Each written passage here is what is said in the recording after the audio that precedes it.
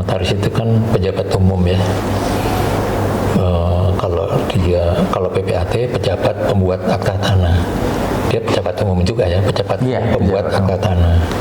Nah, saat ini di lingkungan notaris khususnya PPAT sedang diperdebatkan mengenai kewenangan atau tanggung jawab secara material ya kan atas akta yang dibuat oleh PPAT, dan ini menjadi perdebatan yang sangat panas, sehingga entah ini nanti bagaimana. Itu munculnya dari rancangan peraturan pemerintah mengenai jabatan PPAT, kalau nggak salah, mohon nanti dikoreksi. Gimana pendapat beli? Terima kasih. Ini pertanyaan yang sangat bagus ya. Perlu ada tanggapan. Kan ada beberapa juga teman-teman yang diundang dari pengurus pusat ke PPAT ya, yang ke RDP Komisi 3 kalau salah ya. Kita memperhatikan bahwa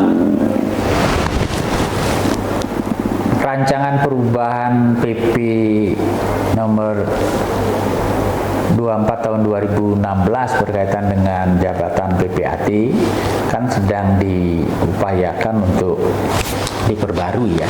Ada usulan rancangan PP ini perubahan oleh pemerintah, baik dari kantor ATR BPN.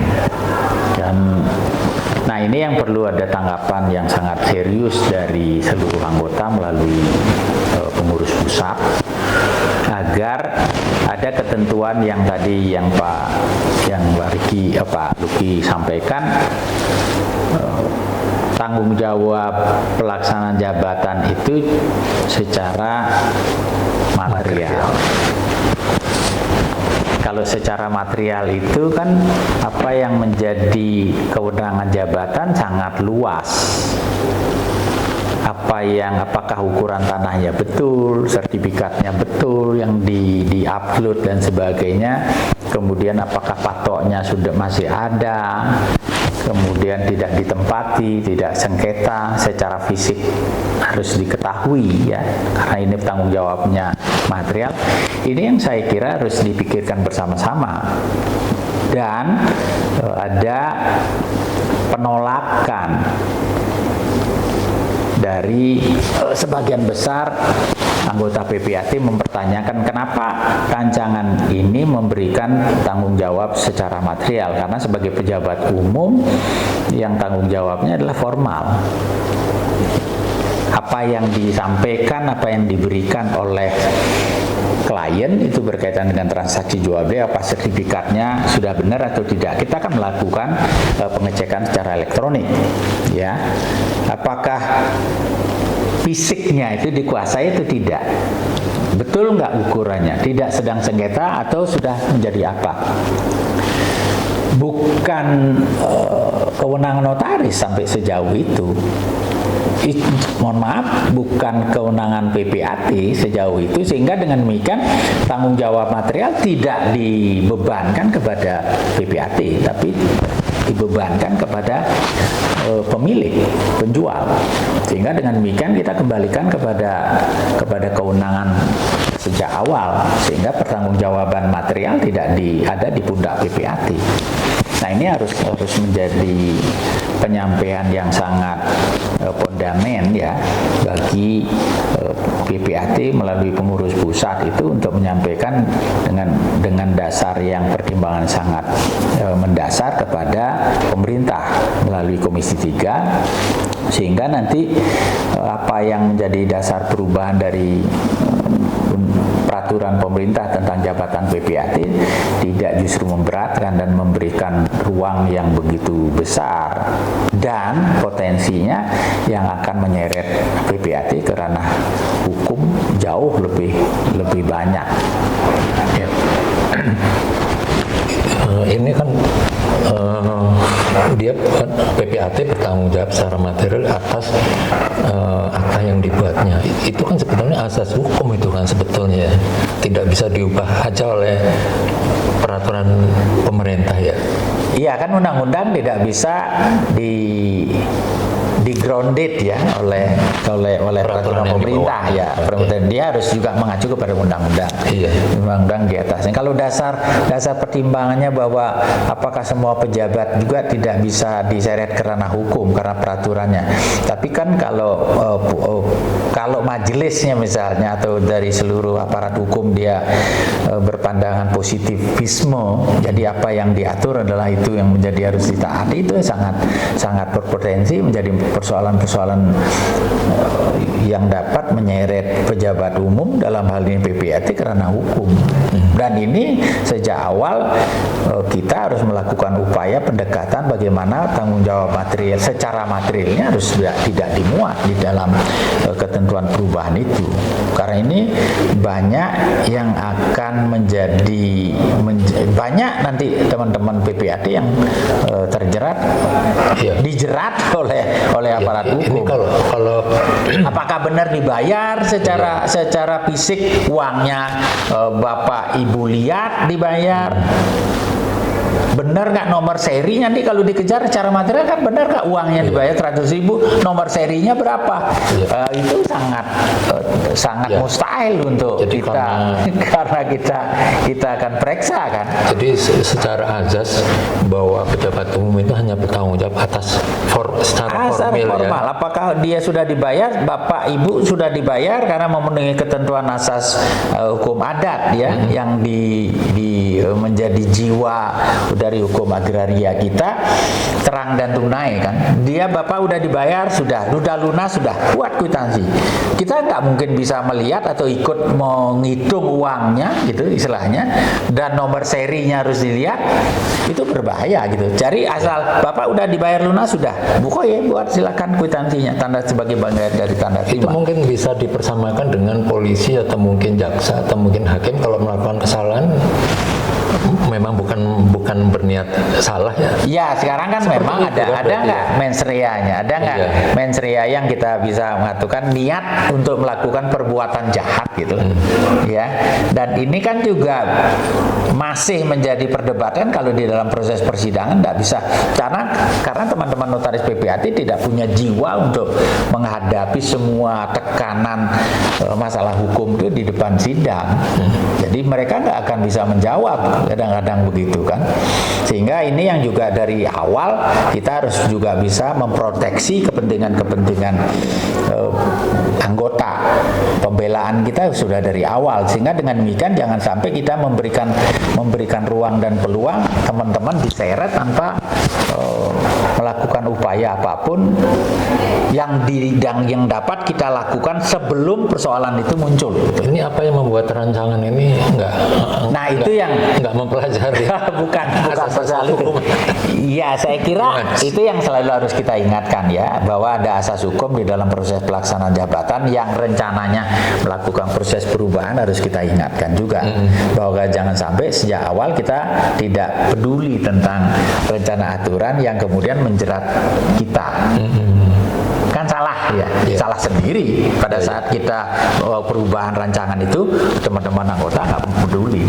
Kan ini kesempatan sudah diberikan. Nah, kesempatan itulah yang harusnya kita juga lakukan. Apa yang tadi saya menyampaikan, sejauh mana sebenarnya kedekatan ini dari perkumpulan organisasi pengurus pusat dengan Kementerian Hukum, HAM kalau notaris, kemudian juga Kementerian Hukum ya sekarang, kemudian Kementerian ATR BPN, sehingga ada norma yang rencananya mungkin diatur kembali dengan perubahan perkembangan hukum yang berlaku di masyarakat, kemudian ada digitalisasi yang lebih diutamakan. Jangan sampai kemudian ini tidak kita aware, ya. Nah itu yang perlu dilakukan bersama-sama. Bukan berarti bahwa PPAT ataupun notaris punya imunitas yang sangat tinggi, absolut ya. Saya kira juga tidak kan. Tapi bagaimana ketentuan yang akan diberlakukan atau yang mau dirancang itu, mari kita duduk bersama bagaimana posisi jabatan umum ini melaksanakan undang-undang jabatannya melalui dengan kode etik yang dilakukan secara baik, kemudian di notaris, kemudian bagaimana pelaksanaan dari PPAT ini yang dapat memberikan jaminan kepastian hukum di dalam pelaksanaan jabatannya, sehingga jangan sampai yang dilakukan upaya-upaya untuk melemahkan posisi PPAT di dalam melaksanakan jabatannya. Anda pengalaman di pengurus pusat, di INI maupun di IPAT ya, sejauh mana sih pemerintah ketika menyusun draft undang-undang atau peraturan itu melibatkan sejak dini notaris atau PPAT? Ini pertanyaannya sangat bagus ya. Iya. Dan itu yang memang harusnya peranan dari pengurus pusat selalu melakukan hubungan kerjasama antara lembaga ya, baik dengan stakeholder. Kalau dia notaris berarti dengan Kementerian Hukum dan Hukum ya. Yang sekarang hukum, kalau dulu kan hukum HAM. Kemudian berkaitan juga antar lembaga. Kalau misalnya ada sesuatu yang menyeret notaris ke ranah hukum, berarti kerjasama MOU-nya dengan Polri, kemudian juga ada pendekatan MOU dengan kejaksaan. Nah, berkaitan dengan perkembangan teknologi yang hari ini, yang rencananya ada perubahan aturan-aturan yang berkaitan dengan jabatan notaris, kan kita selalu harus hubungan baik dengan Kementerian Hukum, sehingga aturan apa yang akan dilakukan akan dikeluarkan itu minimal kan pengurus pusat sudah bisa menerima masukannya dan memberikan masukan, sehingga jangan sampai ada proses pengangkatan, proses penindakan, proses pengawasan ya, itu diberi ketentuannya keluar tapi pengurus pusat tidak pernah diberitahu atau tidak mau tahu, sehingga berdampak kepada seluruh anggota. Nah, termasuk juga bagaimana ketentuan-ketentuan pertanahan. Ya, kalau kita bicara begitu kan sekarang ada ketentuan baru ya, melakukan perubahan PP 37 tahun 98, kemudian dia menjadi PP 24 tahun 2016 yang sekarang kan rencana mau dievaluasi, ada rancangan perubahan peraturan pemerintah berkaitan dengan jabatan PPAT. Yeah. Dan ini memang sudah semestinya dilakukan proses perubahan karena adanya perubahan undang-undang Cipta Kerja yang kemudian menurunkan tentang proses pendaftaran tanah, yang kita lihat perubahannya PP 24 tahun 97 yang kemudian dirubah dengan PP nomor 18 tahun 2021 ya, tentang HPL, kemudian hak atas tanah, sarusun, dan pendaftaran tanah. Nah, ini kan juga berdampak kepada bagaimana jabatan PPAT yang berkaitan dengan proses pendaftaran. Nah, sekarang kan udah ada elektronik banyak. Yeah. Nah, termasuk juga bagaimana rencana pemerintah untuk melakukan proses perubahan nanti. Sebenarnya udah hampir 2 tahun lalu ya, 2-3 tahun lalu pemerintah menyerap masukan DIM ya, daftar inventory masalah, inventarisasi masalah ya, yang rencananya mungkin akan dibuatkan dalam bentuk rancangan perubahan undang-undang jabatan notaris ya. Sekarang kan ada elektronik ini sekarang cyber notaris. Mengacu kepada komparasi kita belajar dari bagaimana notaris di Jepang, kemudian bagaimana di Belanda, kemudian terutama di Eropa ya, masih sipil law. Ini kan mereka sudah melakukan proses perubahan itu, di mana status notaris yang dijalankan dalam 2 tipe. notaris yang melaksanakan jabatan seperti hari ini ya, membacakan langsung, berhadapan langsung, ya, menandatangani secara fisik ya. Yang kedua berhadapan melalui media, dibacakan melalui media, tanda tangan melalui sign digital secara elektronik. Secara elektronik. Nah ini kan harus diatur. Makanya memang ada rencana usulan dari PPNI pada saat itu nanti kembali kepada pengurus yang baru ya. Apakah rencana usulan itu akan lebih dimatangkan sehingga ada bergaining ya, ada kontribusi juga dari perkumpulan, dari notaris terhadap keinginan di pemerintah untuk melakukan perubahan undang-undang jabatan. Nah itu yang saya kira semua ketentuan-ketentuan yang menyangkut anggota dalam melaksanakan jabatan ini juga organisasi harus benar-benar care, harus peduli, bukan membiarkan dan menerima saja apa yang dikeluarkan oleh pemerintah tanpa pernah kita terlibat atau dilibatkan tapi tidak mau memberikan usulan apapun, sehingga ada ketentuan, jangan sampai ada ketentuan-ketentuan baik dengan PPAT, baik jabatan notaris yang kemudian memberatkan terhadap tanggung jawab yang harus dipikul, dibebankan oleh anggota. Sebetulnya kalau ada aturan baru itu sebaiknya pemerintah menyusun draftnya dulu atau minta organisasi yang menyusun, atau menyusun dulu pemerintah kemudian minta tanggapan dari organisasi. Bisa dua-duanya kan juga. Sama seperti dengan perubahan undang-undang jabatan notaris berkaitan dengan masa jabatan, ya, masa pensiun yang 70 tahun kan inisiatif kan, karena kita yang perlu. Kita yang memberikan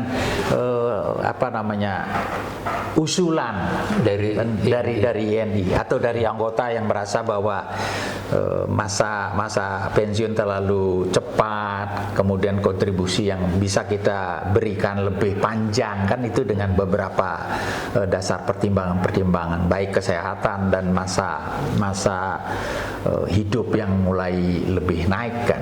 Nah termasuk juga apakah bisa dua-duanya, apakah dia usulan draft rancangan itu dari pemerintah kemudian diberikan kepada PP dan mintakan pendapat melalui anggota ya, melalui Pengwil, Pengda dan sebagainya, atau juga ada beberapa hal yang memang harus ada proses perubahan itu yang mungkin penting bagi perkumpulan, bagi anggota untuk melakukan, tidak menunggu usulan-usulan dari pemerintah, tapi kita memberikan masukan. Ada perkembangan hukum baru yang melibatkan atau yang menjadi dasar pelibatan terhadap notaris yang perlu juga kita lebih awal untuk melakukan proteksi ya dalam tanda petik, karena perkembangan hukum yang berlaku di mana undang-undang jabatan sampai hari ini ya 2014 belum dilakukan proses perubahan. Sudah 10 tahun lebih ya. 10 tahun lagi, bukan masa berlaku ya, tapi kecepatan dengan perkembangan hukum yang berlaku ini kan membutuhkan sebuah tanggapan dan kecepatan juga untuk merespon. Iya, karena itu bisa ketinggalan. Apa yang kita dengarkan dari pendapatnya Profesor Sachiko Raharjo kan, undang-undang begitu ditetapkan itu pada saat itu sebenarnya dia udah ketinggalan zaman. Karena kan proses pembahasan, penggodokan ini kan memerlukan waktu yang panjang. Jadi begitu diketok itu sebenarnya ada nuansa dia sebenarnya udah ketinggalan zaman. Ya. Nah, apa yang diperlukan tidak saja merubah undang-undang jabatan notaris karena merespon dari perkembangan teknologi, tapi karena perkembangan investasi kan, undang-undang investasi, undang-undang PT yang berubah misalnya, undang-undang tentang perbankan, kemudian kepilotan yang harus dilakukan upaya-upaya itu kan, baik sudah dia dirubah atau dalam kita membaca dalam putusan-putusan MK yang menjadi dasar undang-undang baru kan begitu.